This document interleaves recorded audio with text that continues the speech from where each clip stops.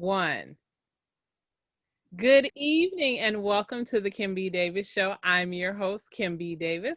And live this evening, we have author, filmmaker, philosopher, women's advocate, Phette Hollins. I sure did. I gave you a whole new title because you I know. said philosopher. All right. I like it. I like it. I like it. Well, you know what? When you talk about telling stories, you bring some wisdom to that. So that's a wonderful gift that you use. Oh, thank you, Kim. I appreciate that. So good evening, Phette. How are you? I am great. A little tired, but I'm okay. I'm okay. You know what? Let's Ah, get to it, right? Because I think we're all tired because we all are balancing so many things. And so 2020 has been a year. We started off with COVID. Nobody thought that it would end up like this. Then nobody. we nobody. Then we saw Ahmaud Arbery murdered. We saw George Floyd murdered. We heard about Breonna Taylor murdered. And then the aftermath where they gave her a $12 million settlement. We have seen the national unrest, the global unrest, and it seems like every day there's a new police video. Yeah, I don't know about you, but it seems like racism was like 2020, hold my beer. Come on, I'm gonna show you. Just in case you forgot. In case you forgot. So as a Black American woman, how are you feeling right now? Exhausted. Totally exhausted. Um, Burnt out. Just sad. I mean, there's no other words, no other way to put it. It's really very draining. If you really don't have like a self-care routine or anything in practice in that you're using on a regular, you will fizzle. Mm-hmm. I have to be conscious of making sure to take my herbal baths, my detox baths, because I am exhausted. And the fact that I have a 26-year-old daughter as well as a 14-year-old, but I have a 26-year-old daughter whose name is Rihanna. So then it reminds me of Breonna Taylor. They were so close in age, and having to have girls, because of it's one thing with the men who were going through, you know, police brutality and all of that. And of course, I know it's happened to other women. Mm-hmm. You think of Sandra the other Bland. woman, Sandra Bland, Mm-hmm. but the Breonna Taylor with the similar name and the similar age to my daughter, and with the access to social media and all of that for my 14-year-old. Because like when we were kids, we had access. It was just the news. Do you know what I mean? Mm-hmm. The news.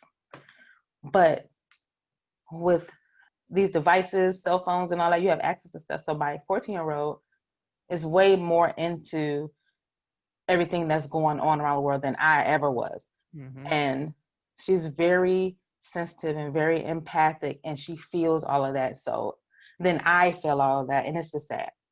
It is. It Just is. bottom line, it's just sad. It is. So I'm tired. I I really am. And And the I'm with you. yeah, I'm with you. And you know, you brought up a great point because you said when we were kids, news was 2, 4, and 7 locally. You know, maybe you got a couple other stations. You might have saw the news on PBS or a news program that talked about whatever was going on. And that was it. It was for that hour, that 30 minutes, or maybe even a 2-hour special, but that was it. Now the news cycle literally is 24 hours of nothing but sound bites, video on constant repeat of everything. every And single thing. and if you are a person who feels too much, and I understand because growing up, my father would always tell me, you feel too much. People will walk all over you. You're always wearing Yeah. a have. You're heartbroken. My girlfriend calls me a bleeding heart. I'm like, it's who I am. I can't Mm-hmm. change it. I'm not going to change it because it's who God made me to be. I just have to learn how to protect myself in a healthy Right. way, but still remain myself. And so, um, as a parent, that is a hard lesson. I have two sons, so I completely understand about trying to protect your kids, letting them be the age that they should be, and being concerned about the things that they should be concerned about at that age. When you're in your 20s, you only thinking about a few things. You like, Mom, I'm trying to make some money. I'm trying to go to school. And this little Right. crazy boy is chasing after me. I don't know if I really like him or not. And you're like, well, you know what, baby? You keep your nose in the books. You go make your money and go live your life and get you some Yes. experience under your belt before you do something. But I wanna pivot because all that you said, because tonight we're talking about racism, Black horror, which I know that you love horror like I do. Yeah. LoveCraft, yes, LoveCraft, which is my favorite show right now, and So Women deep. Filmmakers. And one of the things that some of the things that you talk about, some of the things I talk about are examples of what happens in a horror movie. And I liken Black Americans' experience in America is a never ending horror movie. Listen. What? No, You know listen. where I'm going. Oh, goodness. Did you see the documentary Horror Noir? Yes, I did. And they were talking about Black horror. That's what gave me the idea. And then when I started to see certain things, like I had an appreciation for the movie Tales from the Hood. That was just a cult classic. But when they Right. really started to talk about the social commentary that was in it, I said, well, I saw it, but I didn't really look at it. And then comparing it to today. And then when you watch Lovecraft, you're like, oh, it's there. And I don't, did you see Antebellum? I did not. Not yet. You- Should is it worth watching? Yes, it is worth watching. You're Well, gonna be I'm going to mad. watch it. You're gonna be mad, but I'm telling you, Listen, listen. look. Okay, all I'm gonna Oh, say today we found out that the militia groups were gonna kidnap the governor of Michigan. I You need heard. to go see Antebellum. Okay, You I'm need going to watch that when I'm yeah. going to try to find it when I It's on get off of Amazon. here. It's on Amazon. Okay, good. Then I don't have to look far.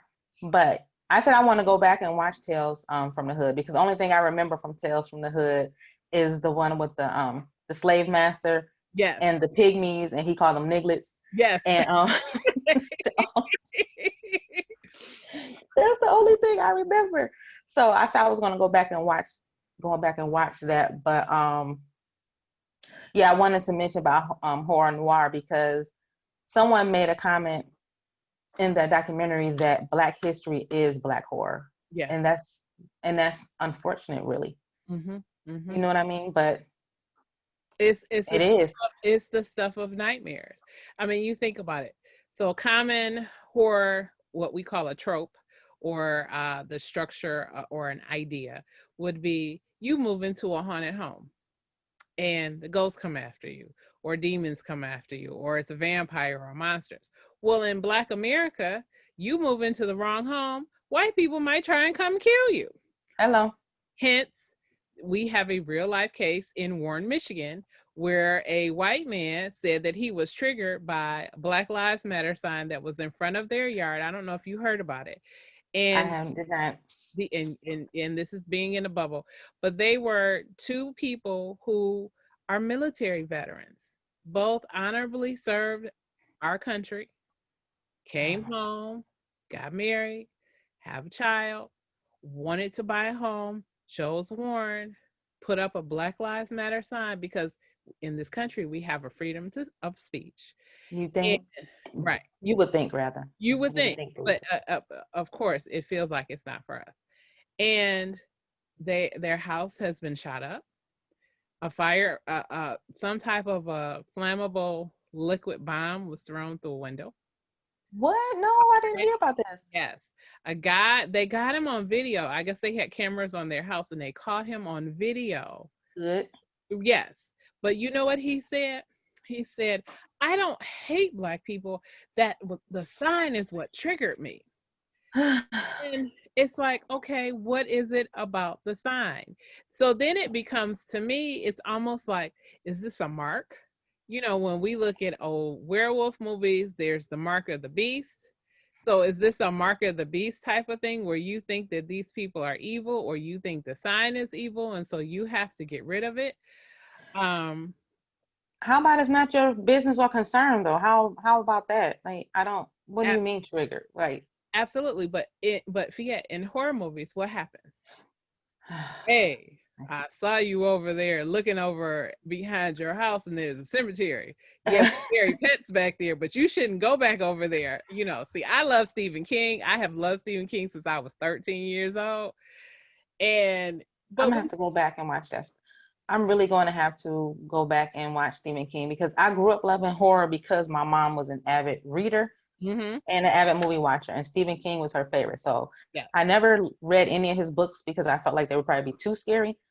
But she was the type of parent that didn't shield any of that stuff from me.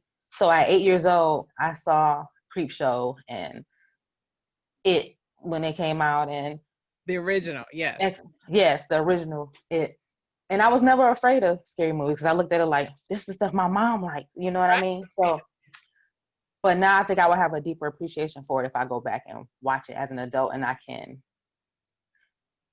absorb and actually comprehend what it is that Stephen King is saying. You know, I can try to like pick apart what's going on because even with watching Lovecraft, I'm loving how it's all of these metaphors and so the whole thing is like, even though they do have like monsters in there, like these Yeah, mythical creatures, but the core and the root of all of it is just that white people are monsters. yeah.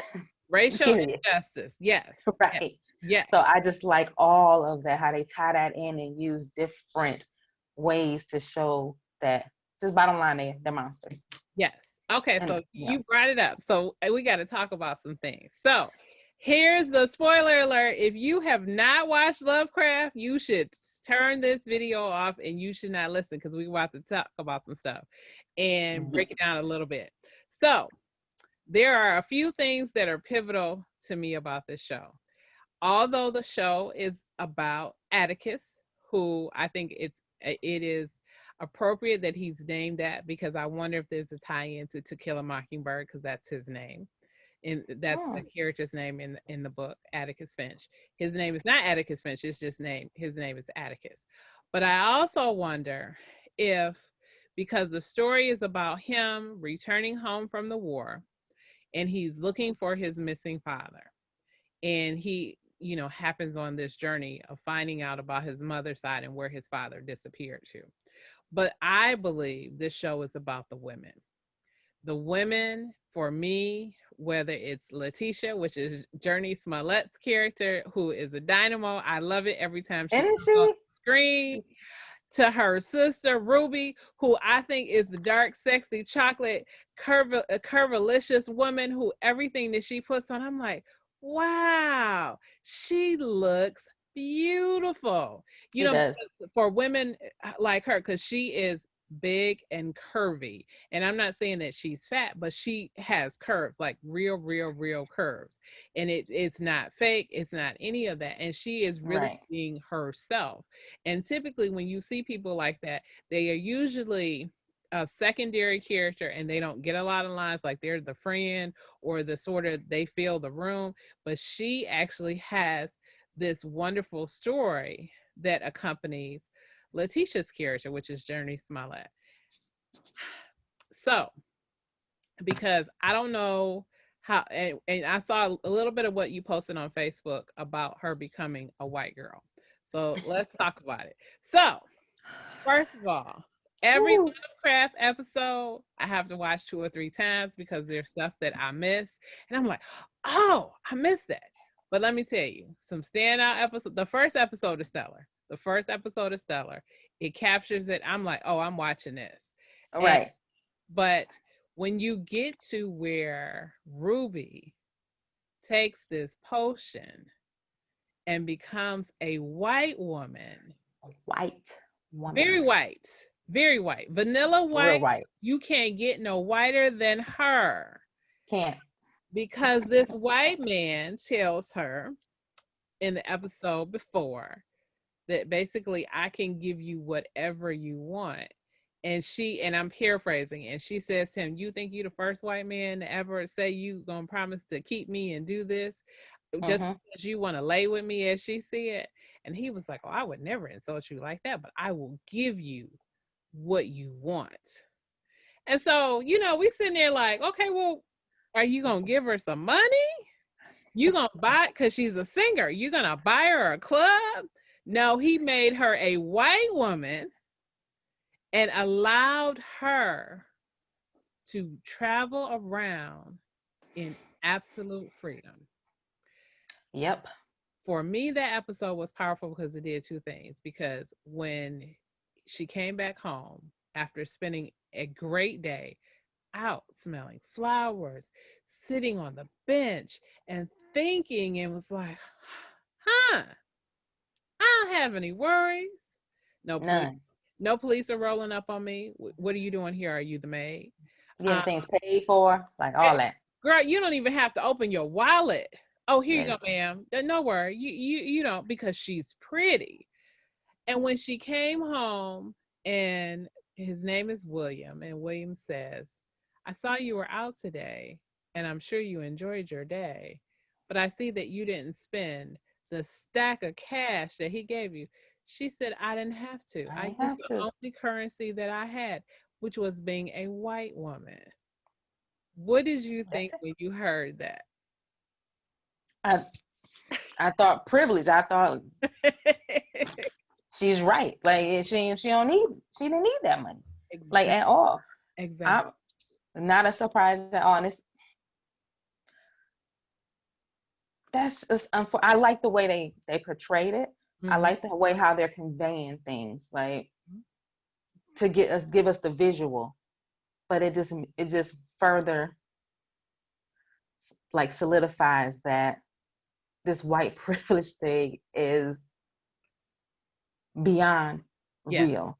Yes. And I love how they're able to show us that while also throwing in there that even though she enjoyed, getting those things and being able to go to, what is it, Bloomingdale? I can't remember the store. The Macy's. store, Macy's, Yeah. and get the job because this is her dream Yes. job. Even though she's able to do that, for them to articulate that, not to be unclear, that I don't want to be a white woman. I thought that was important because she's like, I don't want to be a white woman, but I'm tired. Do Yes. you know? And that's the same thing. No, I don't want to be either. But I'm just tired. We just always got to try extremely hard to Yes. do stuff. To Yes. do stuff. So I Ordinary. like that part of it. Yes. Ordinary stuff. Just Regular schmegular stuff. right. When she talks about getting a job, and they're like, "Oh, are you going to be the first colored person to work at Macy's?" Somebody always has to go first. And I admire people who go first. But when you Yeah. read about their journey, it's rough. Yeah. It's like I don't want to be a pioneer. Right. They gotta go through some stuff. They go. That's a hard, heavy title cross to bear, It is. to be the pioneer. It is. But yeah, I just thought, here it is. I'm going to give you this potion, and you're going to be this white woman. Enjoy. That episode, I was blown away, and I thought, wow. Because it really was all about white privilege. Although it's in a horror movie, but it's showing you. And it's funny because there's a very important scene where this little boy, black boy, bumps into her. And remember, and he fell on the ground, like, because she was walking around, she didn't know what had happened to her. William had tricked her, and she didn't Mm-hmm. know what happened to her. Remember, she was walking around like, "Oh my gosh, what's wrong with me?" And this little Yep, black boy, and the police immediately rolled up and said, "Did you hit her? absolutely. Did you assault her?" And she's like, "He didn't do anything." And you can see the fear in her face where she's confused. What Mhm. do I do? And here's this little black boy who they have a baton up ready to beat him. He looks like he's maybe 8, 9, 10 years old. Yep. And they're getting ready to beat the crap out of him This little because boy. he simply bumped into her. And all of a sudden, she sees, Simply because he's black, though. because he's black. Let's make that clear. Because he's black, he bumps into her. But as she also said, she saw the concern from the black people for her. Like, what's wrong with her? Why is she here? She needs to get out of here. Because one, you recognize, oh, wait, you're not supposed to be here, but you're also endangering us at the same time. At the same time. Gone somewhere, lady. Right. Don't get one of us killed. Exactly. unfortunate. Extremely. But then we get to the point, which I love too, and I think it's in that same episode or the very next week episode, where she gets a job at Macy's as a white woman, and she listens to the conversations. And when she talks to the young black girl that is actually working there, and she basically goes off on her, she's like, you got to do better than this. What's wrong with you? And she's like, because white people are messed up. And she just goes into this whole monologue. And I was cracking up because I said, it's not what you thought it was. And you realize the depravity they have in their character, but still trying to stand up and act as if they are better than others. However, they still want to hang with you at the nightclub. And listen, on the south side. Girl, on the south side. And all the white women was dancing. Want me to take you there. Right. And then all the white women was trying to dance with a brother. Girl, don't you know whatever the dance was that they was trying to do? And I was just exactly. Like, it hasn't changed. At all. Not at all. White people and their fascination with black culture, black food, black music, black lingo, just all the different things. But then, if they had to be black, they would be like, it's a different story. Right. Yeah, I'm confused by that. That's one thing. It's just like, okay, just all the things that you named, they are fascinated by us because we're amazing. Mm-hmm. Like pretty much everything we do. We're amazing at everything we do, right? Mm-hmm. So it's like you want to be us, but don't want to be. You want to take our culture, all our stuff, like you said. Mm-hmm. But yeah, I hate it at the same time. How you like make that make sense for me? Mm-hmm. Mm-hmm. I need someone to break that down in the simplest terms. Do you know what I mean? Because I am confused. It's like, oh no, I can't stand black people, but then it's like, okay, I'm gonna tan my skin to get all like caramelized and stuff, right? Then it's like, I'm going to create these, or say that I created the bonnet. Mm-hmm. Even though that's a black people we created the bonnet, okay, and then you want to put some French braids in your hair and then call them something. Yeah. What we call it? Yes. Make it. I'm confused. Yep. Co-opting culture. It happens all the time. And I know exactly. And I won't name her, but I saw an entertainer who came out with some braids and was trying to make it seem like she created it. I'm like, you did not. Who came out and said they created some braids? Nobody ain't do that. Kim Kardashian. Go ahead. Now you know that. She did not. Yes, she did. Remember when you remember when she had the braid look and then she had the flat iron hair look and she started calling it something else? Yes, she did. Yes, she did. I'm telling you. Oh my goodness. Go Google it. She did. I know she didn't say she created some braids. I know she didn't. Yes, she did. Yes, she did. She did the Bo Derek look and tried to act like, see, you about to Google it right now while we on the podcast. Listen. No, because I'm on my phone, but if I wasn't, I would have went to Google. But she also tried to, so when we get our hair flat iron and how it's really straight and it has that glossy, really glassy look, she tried to take that too and call it something.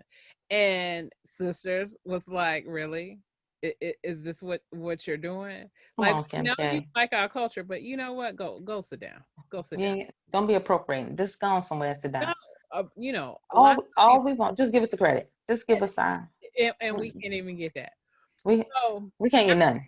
right. So now we got to talk about William. So when it was revealed that William was Christina, I jumped up out my seat. I was like, oh wait, what's happening? I said, girl turned into a dude. But okay, so I'm gonna say what I saw, and then you tell me what you saw. So last episode was powerful because Yes.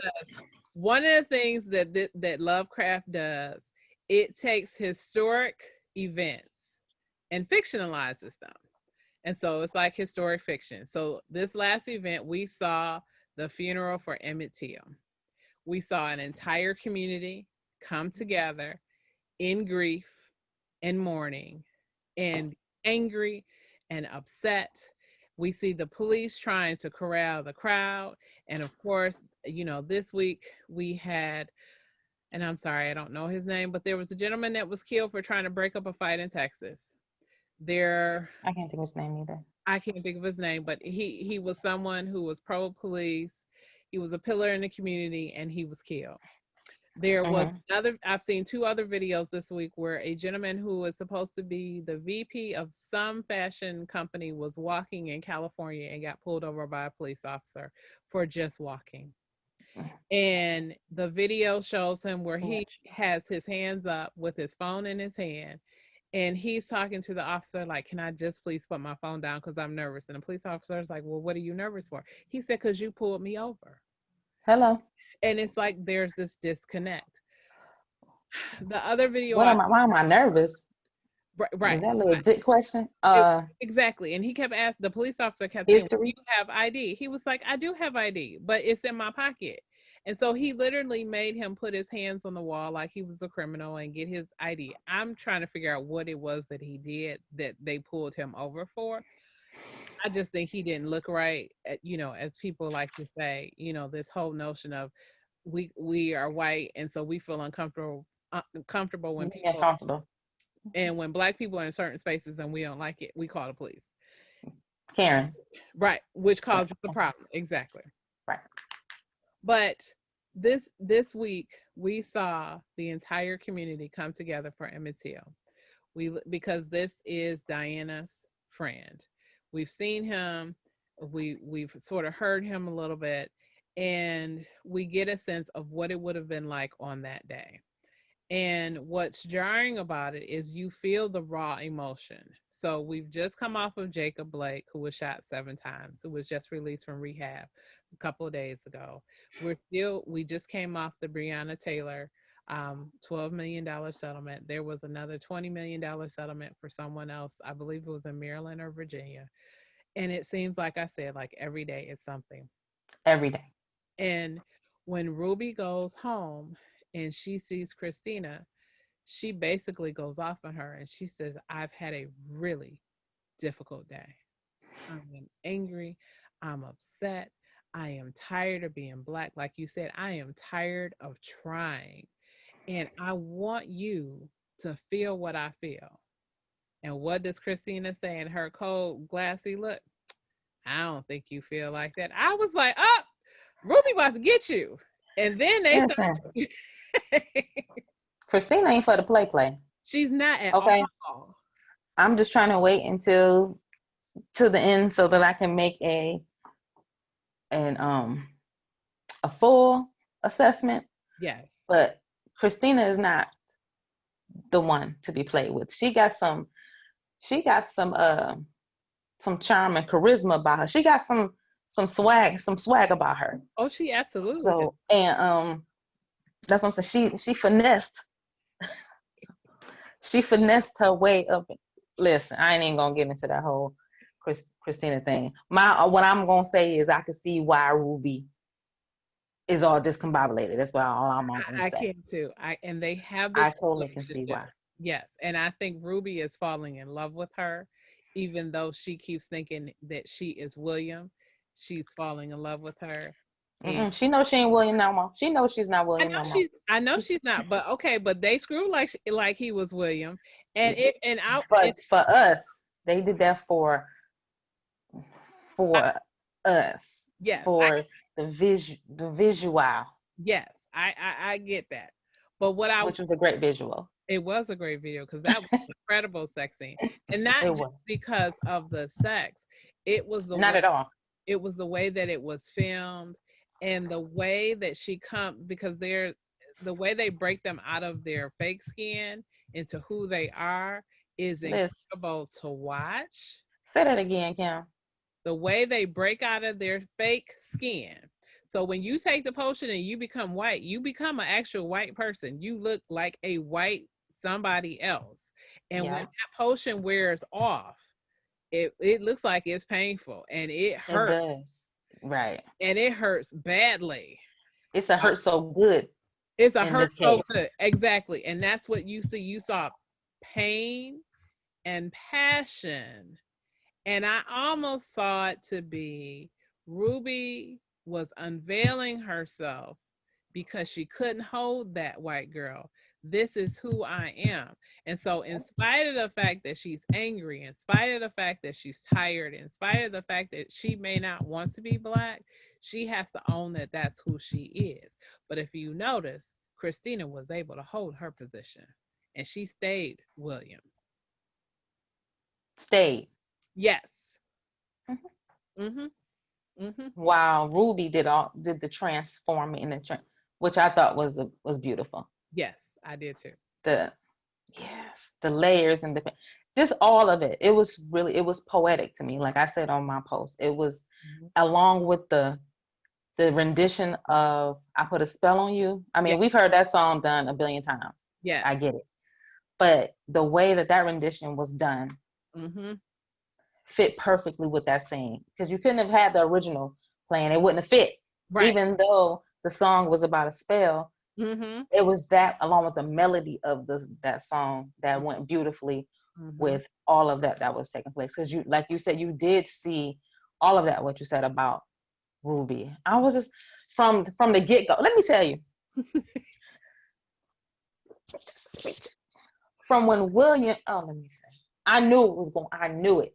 I didn't know what exactly. I just knew that was something powerful was about to happen from the way that the director, the camera, how they had William behind her, Mm-hmm. and they had her, facing like this way, and then he was like behind her, and then you can see her. Did you see her transforming right there, Yes, when she was drinking, she was turned into a white woman then. right in front of her? It was just like, oh, so and then her eyes. I said, oh yeah, this is about to go down. Yes. It was the most beautiful Yes. thing ever.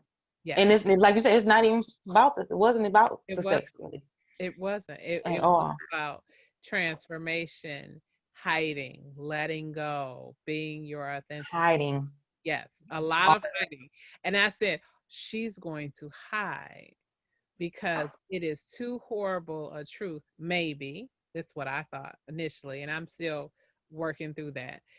If she can accept Christina as a woman, because the question will be, will they ever be intimate, just the two of them in their natural that. state?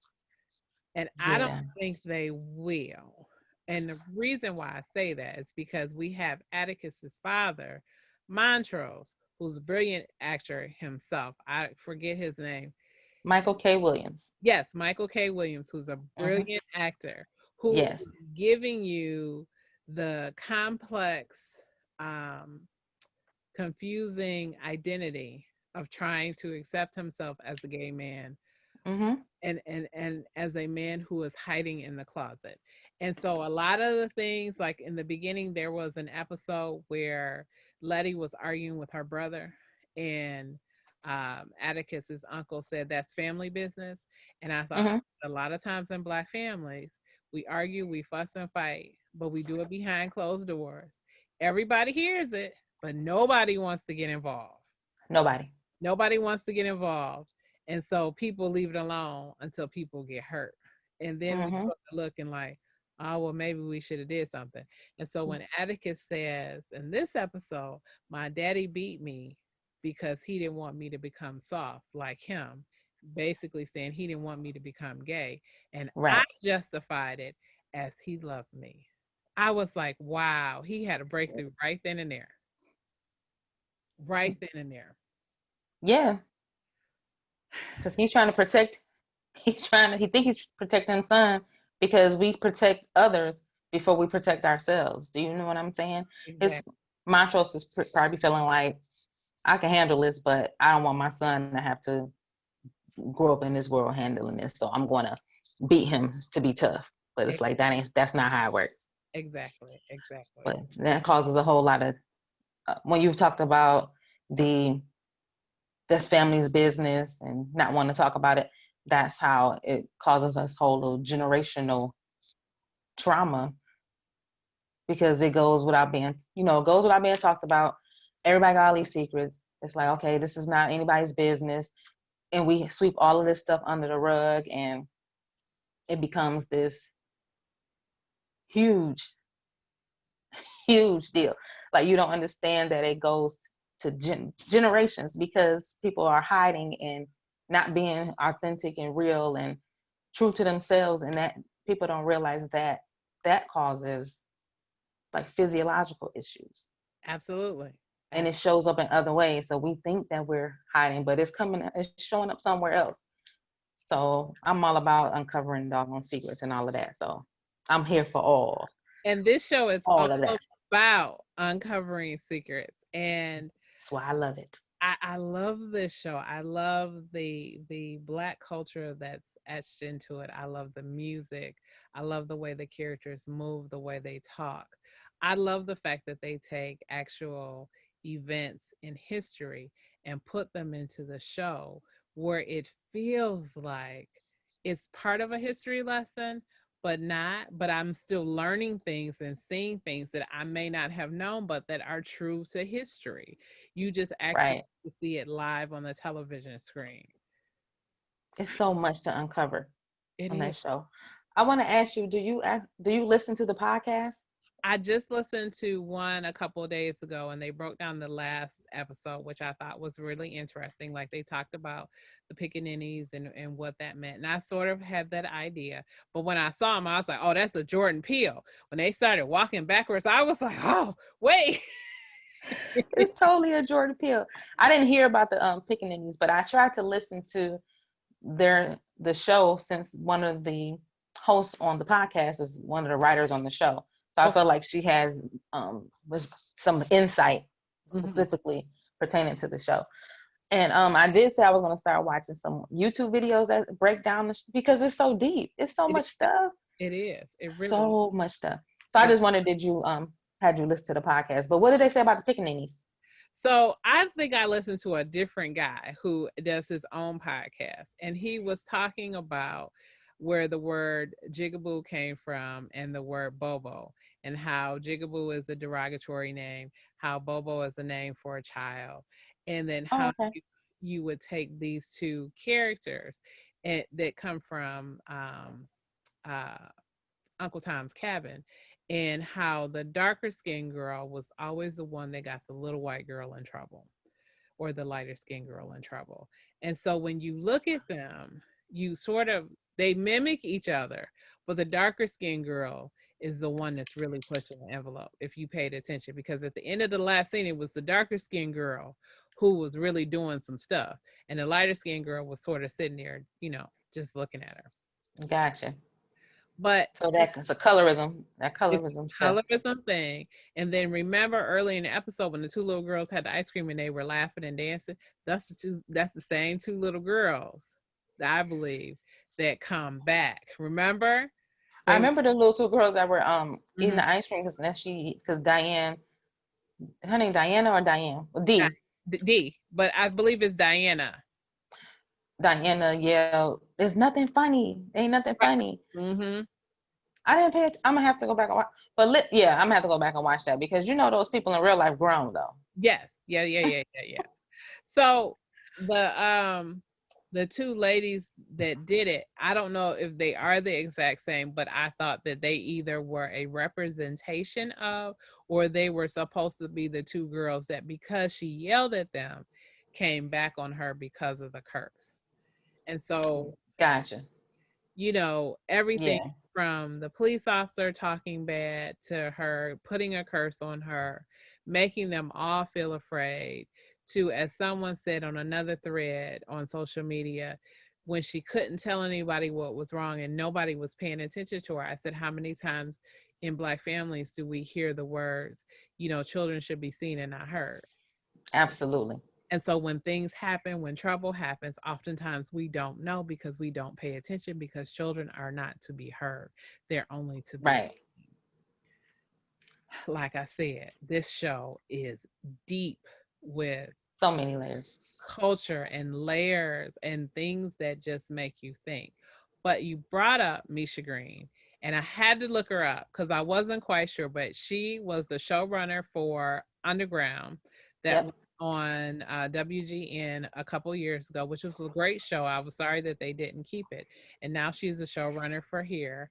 She also did a show that I liked on Sci-Fi called Helix, which started out as a really great show about Oh, I a never heard of that. and a pandemic. If you get a chance, go watch the very first season. The first season is stellar. They sort of fall off because I don't think they understood where to go after that.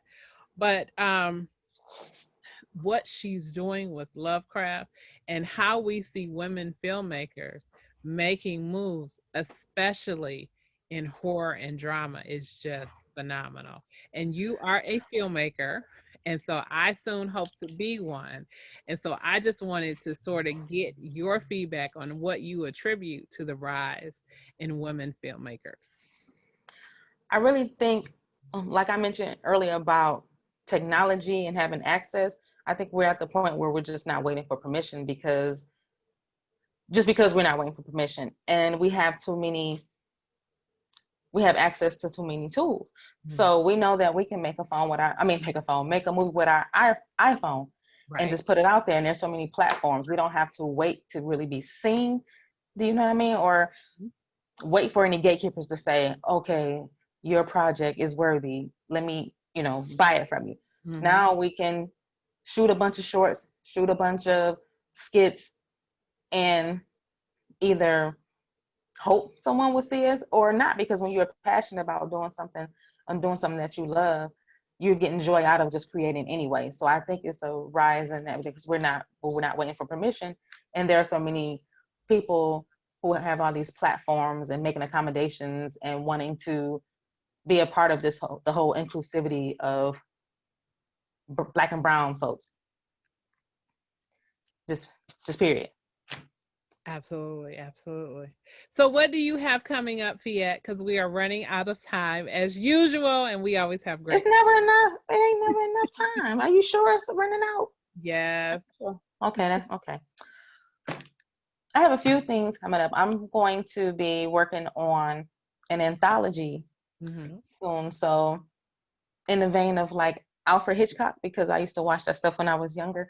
I did Just too. go with my own little spin on it, but just creating a little, like a few little, I don't want to call them shorts, but just anthologies, just bottom line. Okay.